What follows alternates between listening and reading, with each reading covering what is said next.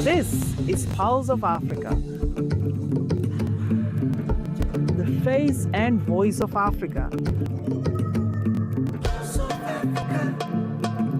The story of resurgent and burgeoning Africa is here, only on the Pulse of Africa channel.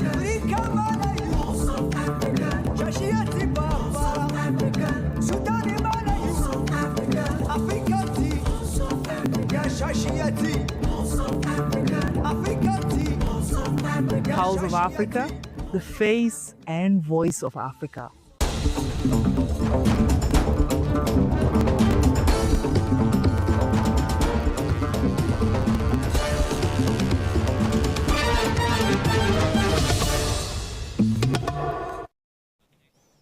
Hello and welcome. I am Samia Mohammed with Pulse of Africa News, bringing you the latest stories and updates from across the continent. Senegalese President Bassirou Diomaye Faye said that the struggle for the Thiaroye massacre is a fight for the soul of Senegal and Africa. The fight for Thiaroye is a fight for the soul of Senegal and Africa so that no people will ever again be denied their history, their dignity, or even their right to exist freely, he said in the ceremony in Dakar on the 81st anniversary of the Thiaroye massacre at the military barracks in Thiou town of Thiaroye. Before the ceremony, President Faye and foreign guests laid rest at the symbolic military cemetery in Thiaroye with diplomatic representatives and numerous invited guests, including the families of Senegalese soldiers who served in France's colonial army in attendance. The fight for justice will never be erased from our collective memory. The bloodshed was that of Africa, Faye said. He said archaeological excavation have been ordered at the Thiaroye site and that France, through its president, has offered to assist by sharing its expertise with Senegalese archaeologists. This work of remembrance is also oriented towards the future. The government is committed to strengthening the history of Thiaroye in our school curricula. This transmission must continue. Our children must know its stories and events, he stressed. Mamdou Diop, chairperson of the Thiaroye Massacre Commemoration Committee, said December 1st provides an opportunity to reassess the colonial regime's legacy. He highlighted unresolved aspects of the massacre and called for intensified historical research, stressing Thiaroye remains a vital part of Africa's collective memory. The Senegalese trialist African soldiers captured by the Germans in World War II and later freed by the Americans in 1944 were held at the Thiaroye barracks near Dakar for 2 weeks.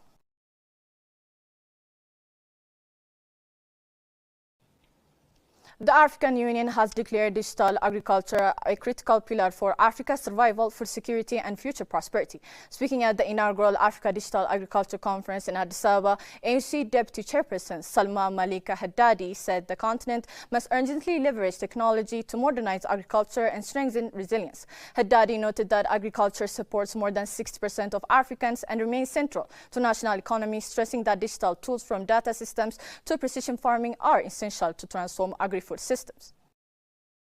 The African Union Commission is committed to 1. Supporting member states to develop enabling policies for digital agriculture and data governance, training farmers, extension workers and youth in digital skills, advocating for investment in broadband connectivity and digital public goods. 4th, mobilizing resources and partnerships to scale homegrown solutions. Ethiopian State Minister of Agriculture Ifa Muleta highlighted Ethiopia's ongoing reforms under Prime Minister Abiy Ahmed, including irrigation expansion, mechanization, climate resilience, seeds, and digital farming platforms. He said Africa's youth population and rapid tech innovation provide major opportunities if scaled effectively. Ethiopia launched a digital agriculture roadmap, which prioritizes strong data governance, digital advisory and extension systems, digital marketplaces, digital traceability systems, and the value chains, and also advanced technology including satellite monitoring, analytics, remote sensing, and also others. This roadmap reflects our national commitment to leapfrogging through technology rather than following the long path of incremental change. EU Commissioner for Agriculture and Environment Moses Vilakati warned that climate change, land degradation, market barriers and youth disengagement continue to impede growth. He said digital agriculture is no longer optional, urging African states to adopt innovations such as AI satellite imaging, mobile-based advisory systems to reduce losses, raise productivity and improve market access. transform Africa's agricultural systems and secure the future of food, prosperity, and sustainability for generations to come. Digital agriculture, therefore, is not an option. It is a necessity. It is the key to boosting productivity, reducing losses, expanding access to finance and markets, and building resilience. Speakers called for deeper collaboration among governments, private sector players, and development partners to ensure digital tools reach farmers across the continent.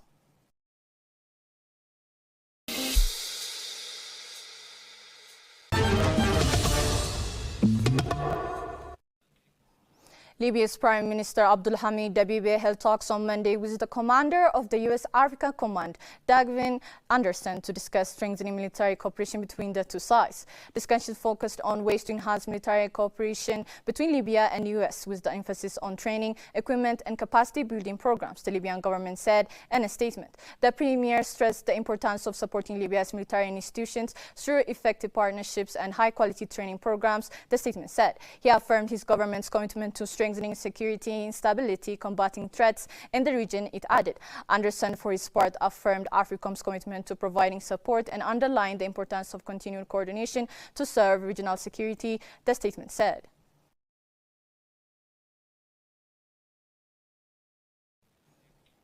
The Grand Ethiopian Renaissance Dam has emerged as more than an engineering marvel. It is a powerful symbol of Africa's ability to reshape its own narrative.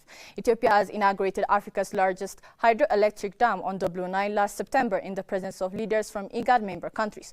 GERD, which has the capacity of generating more than 5,000 megawatts of power, marks the beginning of a new era for the country, placing it at the heart of the continent's green transition. Media professionals from IGAD member states have hailed the Grand Ethiopian Renaissance Dam as a symbol of Africa's resilience and ability to shape its own narrative during a visit to project site. Journalists attending at the 3rd IGAD Media Awards in Addis Ababa praised Ethiopia's determination in building the dam with domestic resource, calling it a testament to unity, sacrifice, and self-reliance. Uganda's Ibare Cinderella held Ethiopia's self-financing of GERD, while Kenya's Asha Hamisi said the project reflects Africans' capacity to solve their own challenges without external intervention. I would have to first applaud your government, because using the taxpayers' money to do this big development, it's rare in African countries. Some countries you don't even see where the taxpayers' money go. You'll never see it, never. But this is really nice, and it will change the narrative on Africa and showing to other presidents to borrow a leaf from Ethiopia. We don't need someone to come from the Western countries to come and help us address our issues. We are the ones who understand our issues better, and sometimes we just need to sacrifice, trust our governments, and contribute that extra tax maybe, so that we finance such projects which will be beneficial not just for the current generation but for other generations as well, generations to come. This is proof now. You know, people will just hear, oh, you have your own solutions, but you don't know how it can be done. But Ethiopia has shown us the way. Ethiopia has shown us how it can be done, that it's actually possible and it can be done, and it will be beneficial to everyone. South Sudanese filmmaker Gabriel Gatluak Walket described GERD as a proof of Africa's potential, noting that Ethiopia's achievements should inspire other nations to pursue ambitious projects through collective efforts. He stated that if Ethiopia can accomplish such feat, then South Sudan, Kenya, and other nations can follow suit.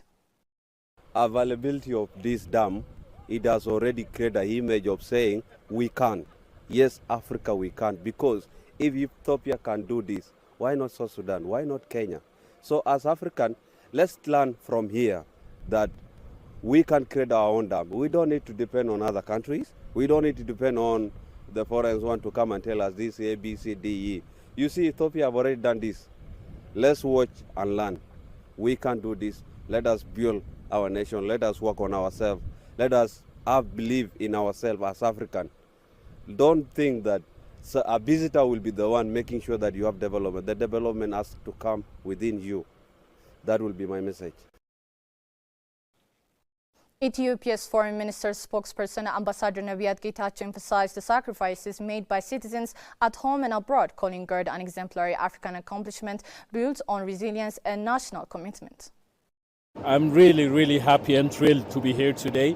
The Grand Ethiopian Renaissance Dam took the last 14 years, a lot of work by all Ethiopians, by its leadership, and a lot of commitment from both its citizens who live in Ethiopia and those who live abroad. I believe this is quite an exemplary initiative for others as well.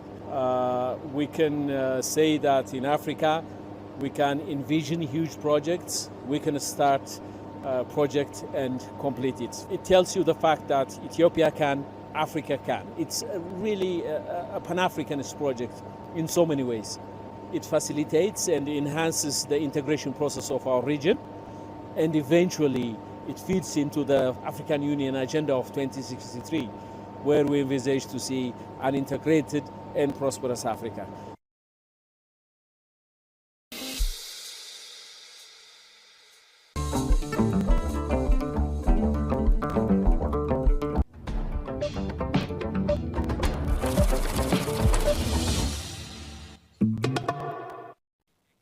Now to business news. FG Gold Limited has secured the first drawdown on its $330 million senior debt facility with Africa Finance Corporation and Afrexim Bank to advance the Bohamon Gold Project, Sierra Leone's flagship large-scale commercial gold mine. The milestone completes the financing package required to construct and develop the mine, complementing AFC's initial $100 million investment and Afrexim Bank's $75 million contribution, bringing total African development finance support to $430 million. FG Gold said the funding will accelerate construction of core infrastructure and pave the way for first gold production. The project demonstrates Africa's capacity to mobilize sophisticated financing and technical expertise for large-scale mining developments. AFC President Samaila Zubairu highlighted the collaboration as a model for unlocking Africa's resources, while Afrexim Bank praised the project's potential for domestic wealth creation and inclusive growth. Tafigura also participated, supporting the project's global metal supply integration.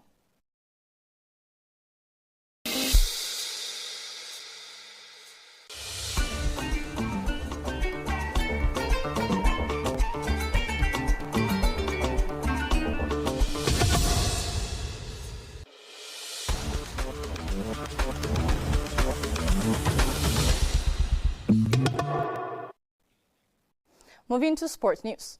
Goalkeeper Andre Onana, who is on loan at Trabzonspor from Manchester United, has been left out Cameroon's Africa Cup of Nations squad. One of the same days as the squad was named, the country's federation announced that manager Mark Byers had been sacked. The tournament begins on December 21st in Morocco. Onana joined Trabzonspor in the summer transfer window after filling down the pecking order at Old Trafford following prolonged period in indifferent form and several high-profile mistakes. He's among a number of surprises Cameroon omissions. United forward Brian Mwembo has been named in the squad.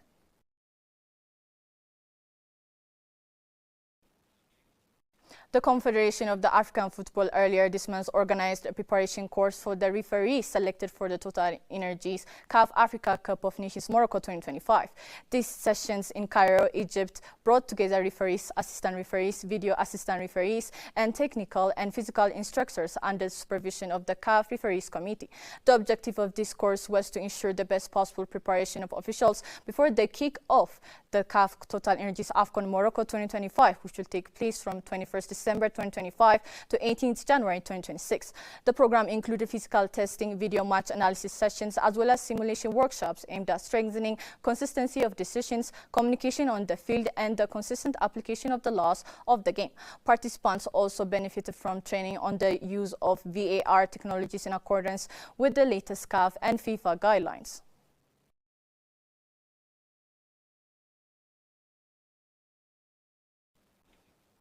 Next, let's check the current weather forecast.